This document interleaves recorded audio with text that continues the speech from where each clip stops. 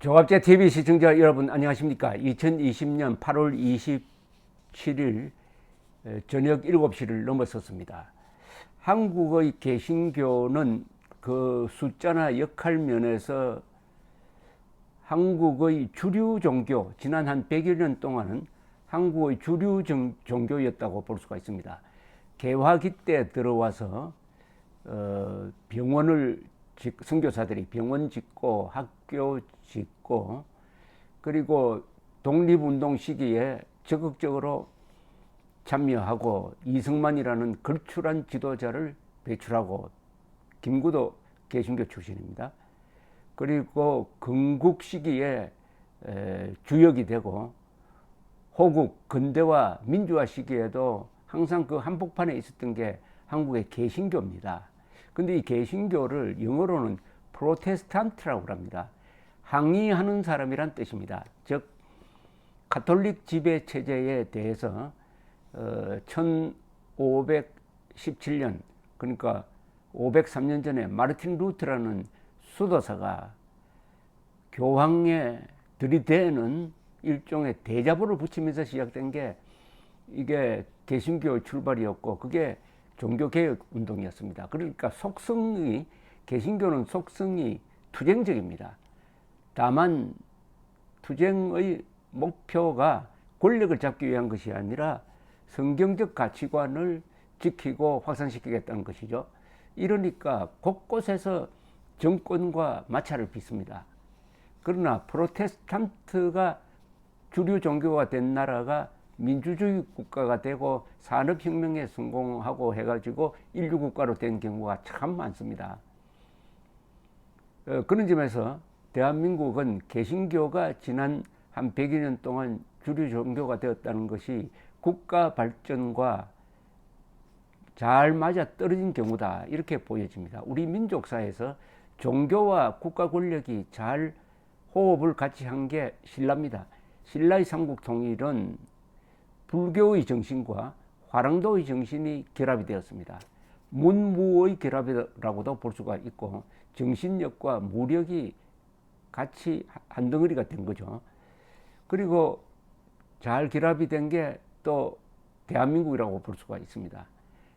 이 개신교와 민주주의는 상당히 친한 관계입니다. 또한 개신교와 자본주의도 매우 친한 관계입니다. 우리나라에서 종교와 국가 권력이 잘못 결합된 게 조선조입니다. 조선조는 중국의 주자학을 교조적으로 수입해가지고 딱딱한 썩 북한하고 비슷한데 이데올로기적 통치를 하다가 보니까 국가가 이 이데올로기 밑으로 들어가가지고 아주 산업도 발전시키지 못하고 상무정신도 죽어버렸습니다. 그런 점에서 오늘 청와대에 있었던 문재인 대통령이 한국 개신교 지도자 16명의 지도자를 초청해가지고 최근 코로나 사태에 대해서 간담회를 한 것은 아주 매우 흥미로운, 국가 권력을 대표하는 사람과 종교, 프로테스탄트 사이의 대화였다는 점에서 매우 흥미로운 어떤 논쟁점이라고 그럴까요? 관점을 제시합니다. 문재인 대통령은 일부 교회가 대면 예배를 강행하는 것과 관련해 가지고는 도저히 상식으로는 이해할 수 없는 일이 교회의 이름으로 일각에서 벌어지고 있다. 극히 일부의 몰상식이 한국 교회 전체의 신망을 해치고 있다. 그로 인해 교회가 가장 큰 피해를 보고 있다. 여전히 일부 교회에서는 대면 예배를 고수하고 있다. 특히 특정 교회에서는 정부의 방역 방침을 거부하고 오히려 방해하고 있다. 지금까지 확진자가 1000여 명에 육박하고 있다. 그 교회 교인들이 참가한 집회로 인한 확진자도 거의 300명에 달하고 있다. 세계 방역의 모범으로 불리고 있던 한국의 방역이 한순간에 위기를 맞고 있다. 특히 문제는 집회 참가 사실이나 동선을 계속 숨기고 있기 때문에 지금까지도 피해가 계속 늘어나고 있다. 도저히 상식으로는 이해할 수 없다. 8월부터 시작된 코로나 재확산의 절반이 교회에서 일어났다. 이렇게 아주 비판적으로 이야기를 했습니다. 방역은 신앙의 영역이 아니고 과학과 의학의 영역이다. 이렇게 비판을 하니까 여기에 반발을 하는, 반박이라고 할까요? 막 다른 이견을 내세우는 사람이 소개되었습니다. 김태영 한국교회총연합 공동대표 회장입니다. 그분은 이런 문재인 대통령의 태도나 이런 데 대해서 이런 이야기를 했네요. 최근 종교 집회 표현의 자유보다 국민 생명 안전이 우선이란 취지의 문재인 대통령 발언을 언급하면서 종교의 자유를 너무 쉽게 공권력으로 제한할 수 있고 예배 중단이죠. 대면 예배 중단을 명령할 수 있다는 뜻으로 들려서 크게 놀랐다. 어떤 종교적 자유, 이 말은 아마 문재인 대통령이 24일 날 한 이야기를 인용한 것으로 보입니다. 그때 문 대통령은 어떤 종교적 자유도, 집회의 자유도, 표현의 자유도 국민들에게 엄청난 피해를 입히면서까지 주장할 수는 없을 것이다. 이런 이야기를 했는데, 김 회장은 인사말에서 지난 24일 대통령께서 수석 보좌관 회의에서 그 어떤 종교의 자유도, 집회와 표현의 자유도 지금의 엄청난 피해 앞에서는 말할 수 없다고 했는데, 물론 3단계 격상을 고민하는 대통령의 고심과 종교단체가 보다 더 방역에 협조해달라는 것에 방점이 있다고 본다. 그러나 신앙을 생명같이 여기는 이들에게는 종교의 자유는 목숨과 바꿀 수 없는 가치다. 목숨보다 더 우선하는 가치다. 이렇게 이야기했습니다. 종교의 자유를 너무 쉽게 공권력으로 제한할 수 있고 중단을 명령할 수 있다는 뜻으로 들려서 크게 놀랐다. 정부 관계자들이 교회와 사찰, 성당 같은 종교단체를 영업장이나 사업장 취급을 하지 않았으면 좋겠다. 정부가 방역을 앞세워서 교회에 행정명령을 하고 교회는 정부 방침에 반발하는 것은 국민들에게 매우 민망할 뿐이다. 먼저 대통령과 언론이 기독교의 특수성을 이해해 주셨으면 한다. 기독교 구조는 피라미드식 구조와 중앙집권적인 상하 구조가 아니다. 연합회나 총회에서 지시한다고 해서 일사불란하게 움직이는 단체가 아니다. 교회는 정부의 방역에 적극 협조할 것이지만은 교회의 본질인 예배를 지키는 일도 결코 포기할 수 없다. 코로나가 한두 달 정도로 끝나지 않을 것으로 볼 때 대책 없이 교회 문을 닫고 비대면 온라인 예배를 지속할 수 없다는 것이 오늘의 교회의 현실이다. 전체 교회를 막는 현재의 방식은 오래가지 못한다. 정부도 이 방식은 부담이 될 것이고 교회도 결코 동의할 수 없다. 라고 아주 입장을 분명하게 했습니다. 정부와 교회의 협력기구를 제안하고자 한다. 라고 했네요. 이와 관련해 기독교연합회와 방역을 책임지고 있는 중대본 지자체가 협의기구를 만들고 방역을 철저히 잘하는 교회는 차별해서 방역 인증 마크를 주는 제도, 집회 인원을 교회당 좌석수에 따라 유연성 있게 적용하는 방안 등을 제안을 했습니다. 오늘 간담회에는 한국교회총연합 김태영, 류정호 문수석 공동대표 회장, 한국기독교교회협의회 이홍정 총무, 전국 17개 광역시도 기독교연합회, 연합회 소강석 상임고문, 대한예수교장로회 소속 김종준 총회장 합동측, 장종현 총회장 백석 측, 최광명 총회장 개혁 측, 신수인 총회장 고신 측, 기독교 대한 성결교회 한기채 총회장, 기독교 대한 하나님의 성회 이영훈 대표 총회장 등 16명이 참석했는데 정광훈 목사가 속한 한국기독교 총연합회 한기총은 초청 단상에 포함되지 않았습니다. 뭐 그렇게 할 거 있습니까? 조직과 개인은 구분해야죠. 자, 이 양쪽의 이야기를 딱 들어보면은 양쪽 다 일리가 있는 것 같은데, 종교의 자유가 우선하느냐, 방역이 우선하느냐 하는 것은 이 all or nothing이 아닙니다.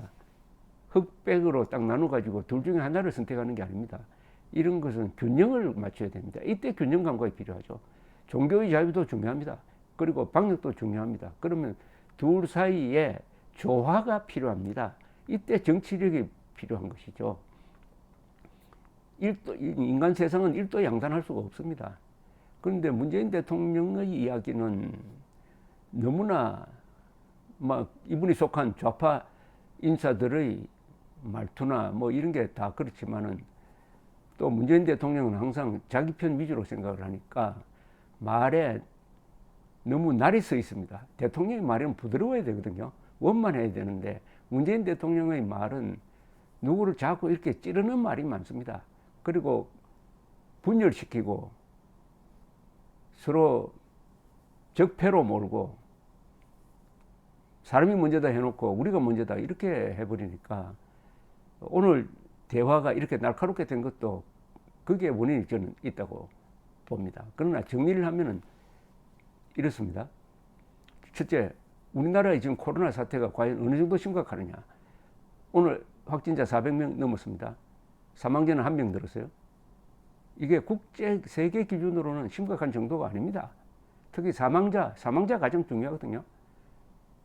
지금 310여 명입니다.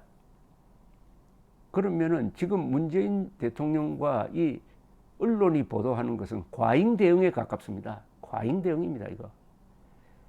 과잉 대응이 교회 경우에는 대면 예배를 금지시키는 게 과연 이게 과잉 대응이 아니겠느냐. 대면 예배를 보면서도 방역을 철저하게 해가지고 감염을 막을 수 있는 방법이 있는데 무조건 안 된다 하는 것은 행정하는 사람으로서는 편의주의입니다. 그게 편합니다. 그렇게 하는 게. 그러나 당하는 사람 입장에서는 억울한 거죠. 그러니까 조건부로 해야 한다는 이 타협안이 맞다고 봅니다. 지난 8월 15일에 법원이 이 광화문 일대에 2군데에 집회 허가를 해주었습니다. 사실은 이 가처분 신청을 받아들이면서 뭐냐? 그때 법원의 판단이 서울행정법원의 판단이 이렇습니다. 광화문 일대를 무조건 집회 금지 구역으로 설정하는 것은 이것은 집회 결사의 자유를 보장한 헌법 정신에 위반된다. 제한적으로 해야 된다. 그 제한은 뭐냐? 조건을 걸어야 된다. 이렇게 하면은 집회를 허가해 줄 수 있다. 이렇게 하지 않으면은 집회를 허가해 줄 수 없다. 이렇게 나와야지 무조건 안 된다 하면 안 된다. 그게 저는 아직도 하나의 기준이 된다고 봅니다. 그리고 문재인 대통령이 사랑제일교회를 집중적으로 공격을 하고 있는데 사랑제일교회가 실수한 것은 있죠. 그러나 문재인 대통령이 공격할 자격이 있는지는 저는 좀 의심스럽습니다. 방역 책임자는 문재인 대통령 아닙니까? 교회가 뚫린 것은 문재인 대통령이 책임진 국가 방역이 뚫렸기 때문에 제2선에 해당하는 교회 방역이 뚫린 거예요. 그러면은 공동 책임이죠. 공동 책임 최소한. 공동 책임 아닙니까? 또 어떻게 해서 누구에 의해서 옮겨져서 확산이 됐냐 하는 것은 역학조사가 필요합니다. 그것은 우격다짐으로 할 일이 아니에요. 그리고 무엇보다도 1000명에 육박했다면 그 1000명은 사랑제일교회 사람들이 크게 지금 낭패를 당하고 있다는 겁니다. 병에 걸렸다는 것인데 아니 환자를 상대로 해가지고 범인 취급하면 되겠습니까? 아픈 사람들 아닙니까? 1000명이 아픈데 그를 향해서 이렇게 대통령이 나서서 섬뜩한 이야기를 하는 게 이게 통합을 주도해야 할 대통령이 할 수 있느냐? 더구나 핵무장하고 한국에 대한 테러를 계속하고 있는 김정은과는 계속 통합 조장하면서 대한민국 안에서 이렇게 고분고분하고 총도 들지 않고 무슨 테러하는 사람들도 아닌 국민을 향해서는 이런 말을 할 수가 있느냐 하는 생각이 들었습니다. 여러분들의 생각은 어떻습니까? 사랑제일교회 사람들은 한국인이 아닙니까? 사랑제일교회 환자들은 범죄자입니까? 가해자입니까? 아니면 피해자입니까? 어쨌든 오늘 기독교와 좌파 권력의 이 대면이었는데